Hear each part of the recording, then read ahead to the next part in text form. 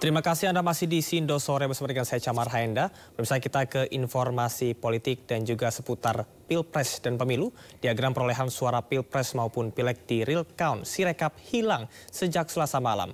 KPU mengatakan pihaknya memang tak lagi menampilkan diagram tersebut dan menegaskan hanya menampilkan bukti otentik perolehan suara peserta pemilu. Menurut KPU, tampilan Sirekap terbaru ini dilakukan untuk memberikan informasi yang akurat kepada masyarakat serta agar tidak menimbulkan prasangka. Lebih lanjut, Komisioner KPU Idam Holik menjelaskan fungsi utama Sirekap adalah mempublikasikan foto formulir model C hasil pleno. Setiap hasil rekapitulasi berjenjang wajib dipublikasikan oleh rekapitulator. Publik tidak melihat penyempurnaan final terhadap perbaikan rekap hingga dengan saat ini.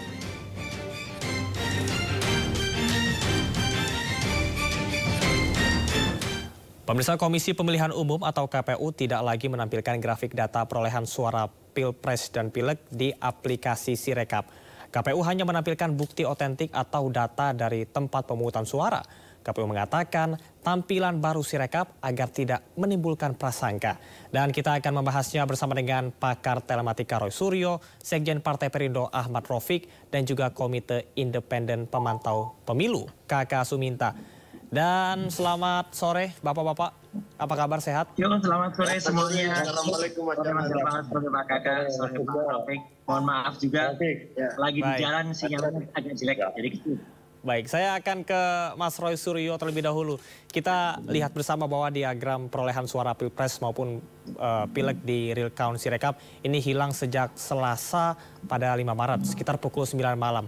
Dan KPU mengatakan bahwa pihaknya memang kini tidak lagi menampilkan diagram tersebut supaya tidak muncul prasangka ataupun juga praduga-praduga yang bisa memicu hal-hal yang tidak diinginkan ataupun hal-hal yang bisa membuat masyarakat ini saling adu argumen. Tanggapan Anda seperti apa, Mas Roy? Ya, yang pertama baru kali ini saya puji ya kejujuran KPU. Gitu. Jujur dia mengatakan dia sengaja nggak menampilkan, bagus ya, karena semalam itu beberapa media udah konfirmasi ke saya, buktikan aja ada di MNC portal ya. Saya waktu itu bilang ini saya tunggu ini statementnya, dia mau bilang apa, karena hilangnya situs KPU semalam data-data itu bertepatan dengan ketika teman-teman ini lagi trending topik, mungkin Mas Zagan juga tahu, ketika ada trending topik Facebook dan Instagram down. Ya gitu, jadi KPU-nya mau diikutin down, jadi supaya dapat momentum lah gitu, ya kan. Nah, saya tuh siapa tahu mereka mau ngulangi lagi treatment yang tanggal 14 Februari yang lalu, jadi seolah-olah dihack, seolah-olah down, padahal tidak dihack. Gitu. Nah, jadi itu oke lah, ada sedikit kejujuran tuh bagus. Nah, cuman, ini ada cumanya, berarti ini ada satu kerugian besar bagi bangsa Indonesia. Buat apa sekarang anggaran besar dari Sirekap yang mencapai 3,5 miliar? Yang kemarin dibangga-banggakan, ya, kan dia punya sistem OCR, optical character recognition dan optical mark reader. Kalau tampilnya hanya seperti penampil gambar lah, kalau gitu pakai Facebook aja, gratis malah gitu loh. Atau misalnya pakai web yang nggak usah berbayar saja. Kalau tampilannya hanya menampilkan hasil gitu loh, hanya menampilkan C1 hasil gitu. Nah, sebenarnya mudah sekali ini dengan sekarang sudah tampil. Cukup KPU tambahkan orang-orang mungkin sekitar 100 orang. Hitung aja, dipandang dari dia hasil itu, kemudian dimasukkan angka-angkanya. Jadi dia bikin tabulasi baru, ya angka-angka, dan itu kemudian bisa disaksikan bersama. Bener nggak gitu? Lah kalau kemarin mesin katakanlah ngaco, dia nyekeningnya 14 jadi 714. Nah sekarang kan pakai manusia. Nah manusia kan moga-moga lebih jujur lah. Gitu. Nah dia keluar nggak angkanya? Nah itu. Jadi menurut saya ya ini ada plus minusnya. Cuman minusnya jelas ya. Minusnya sekarang partai-partai harus benar-benar siaga, jagain betul ini, jagain betul situs di KPU ini atau jagain C1 aslinya ya, agar tidak ada nanti partai yang tiba-tiba angkanya melonjak lagi. Karena ini bisa jadi modus, hilang sehari ya naik berapa ratus ribu, nanti hilang 2 hari naik lagi 1%, masuklah. Baik, Mas Roy, kita ketahui bersama bahwa ada beberapa yang kemarin kita bicarakan. Itu. Ya. Baik, Mas Roy, kita ketahui bersama bahwa ada sejumlah suara partai politik yang tiba-tiba melonjak naik. Dan dengan adanya kasus ini, dengan adanya insiden ini, apakah ini tidak lantas justru menambah kecurigaan masyarakat akan hal tersebut? Justru itu. Ya, baik. Artinya memang justru ini, jadi ini malah lebih, kalau semakin memantik begitu. Lebih bahaya lagi. Ini lebih bahaya. Ya. Bisa tiba-tiba nambah karena nggak ada yang ngawasi, Mas. Gitu. Kalau kemarin kan kita bisa ngawasi angkanya. Sekarang kan nggak ada angka yang ngawasi. Jadi yang total nggak ada. Apa sih susahnya mengumpulkan 100 orang di KPU ya? Angkanya mereka gede banget kan, triliunan kan. 100 orang di depan komputer cukup memandangin tiap 100 orang itu memandang 1000 form hasil. Kemudian mereka menginput. Kalau mereka salah, gampang kan orangnya salah. Itu kan kalau nggak sama dengan satu hasil. Itu aja sampel kok kayak gitu, kok susah amat sih. Baik, Mas Roy. Kok malah dibikin ribet gitu loh perhitungan ini. Itu saya menyesalnya. Ya, baik. Tidak hanya suara sejumlah partai yang melonjak, namun juga ada partai yang justru suaranya hilang. Kita akan ke Mas Ahmad Raufik selaku Sekjen Partai Perindo. Ini Perindo juga beberapa kali sempat suaranya hilang dan juga tidak terbaca. Tanggapan Anda mengenai dinamika yang terjadi saat ini seperti apa? Ya, saya kira dengan tidak munculnya Sirekap sebagai bagian dari informasi publik ini justru menurut saya ini malah membuat kecurigaan baru. Jadi persepsi publik akan semakin negatif karena apa yang menjadi bagian dari transparansi informasi itu tidak bisa kita temukan lagi. Kalau kemarin itu masih ada grafik, masih ada ini, ada kontrol gitu. Jadi ketika ada temuan yang tidak sesuai, masyarakat langsung bersuara. Nah, kalau sekarang ini kita mau lihat, kita mau kontrol dari sisi yang mana. Jadi justru dengan adanya men-take down informasi ini justru menghadirkan sebuah kecurigaan yang lebih banyak.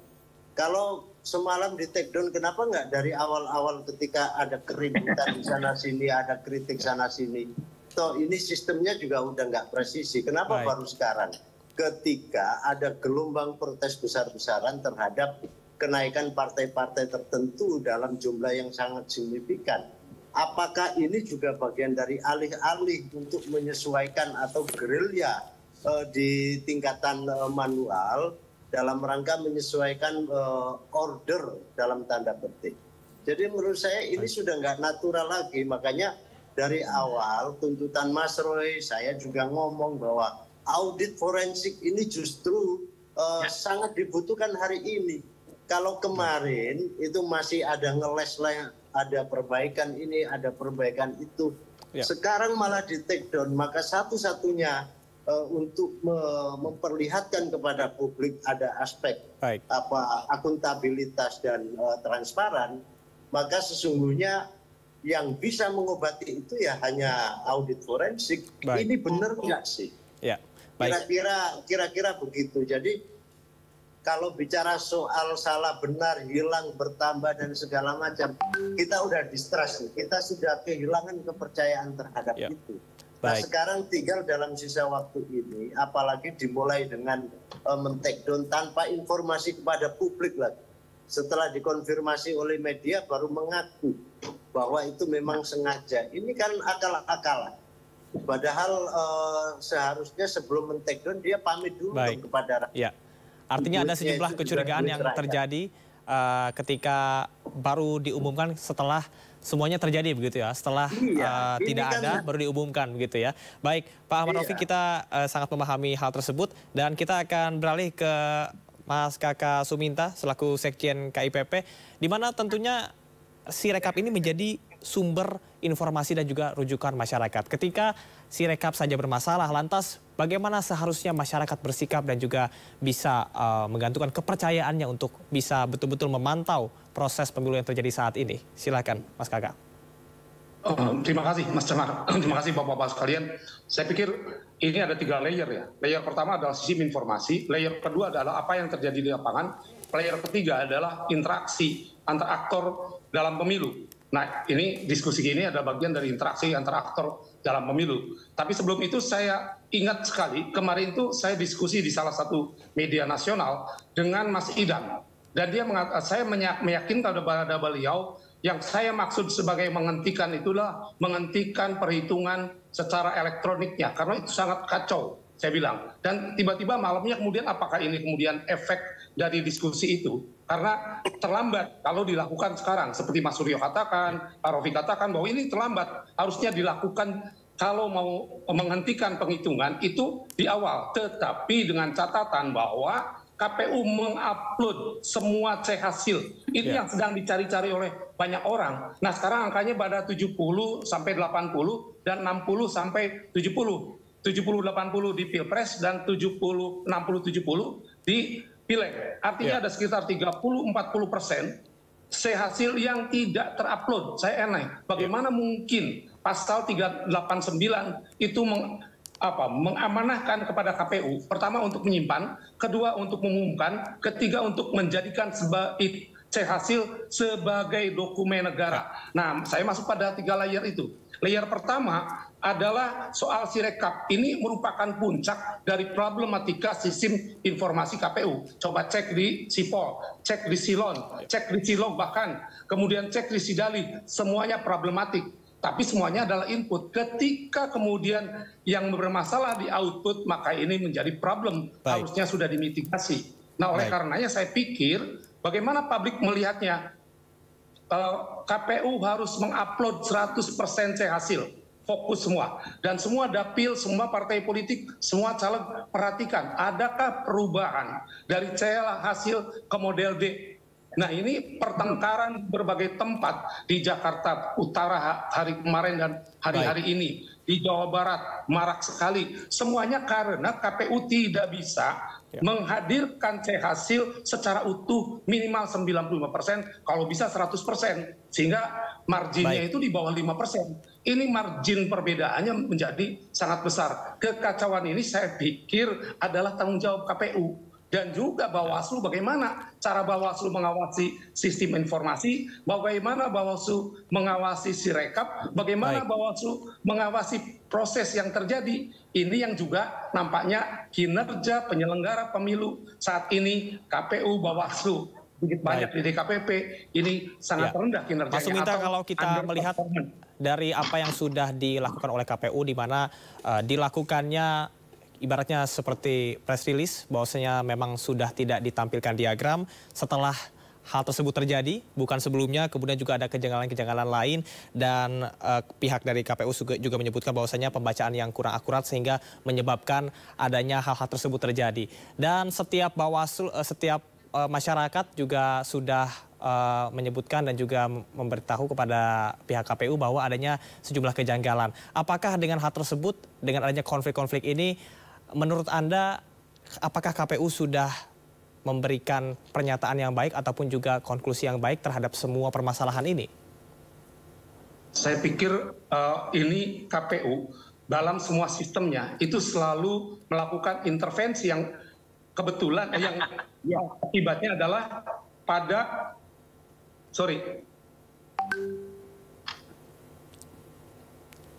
Ya, baik. Silahkan dilanjut, Mas Suminta. Kami masih mendengar suara Anda.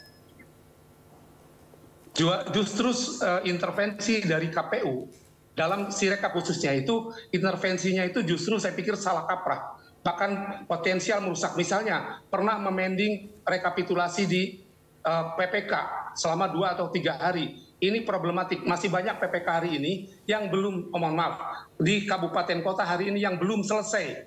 Padahal hari ini adalah hari terakhir kemarin.